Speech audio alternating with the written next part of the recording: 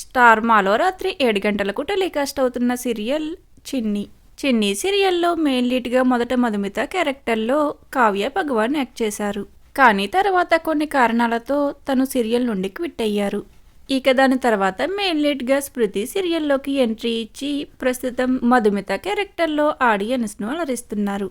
అయితే ఇప్పుడు తాజాగా స్మృతి చిన్ని సీరియల్ నుండి తప్పుకుంటున్నారు.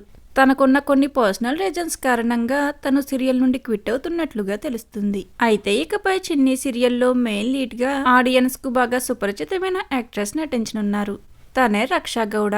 రక్షా గౌడ గతంలో కృష్ణవేణి సీరియల్తో పాటు గుప్పెడంత మనసు సీరియల్లో వసుధార క్యారెక్టర్లో చాలా మంచి పాపులారిటీని సంపాదించుకున్నారు. తర్వాత ఇప్పుడిక మరొకసారి చిన్ని సీరియల్లో మెయిన్ లీడ్గా మధుమిత క్యారెక్టర్లో ప్రేక్షకుల ముందుకు రానున్నారు.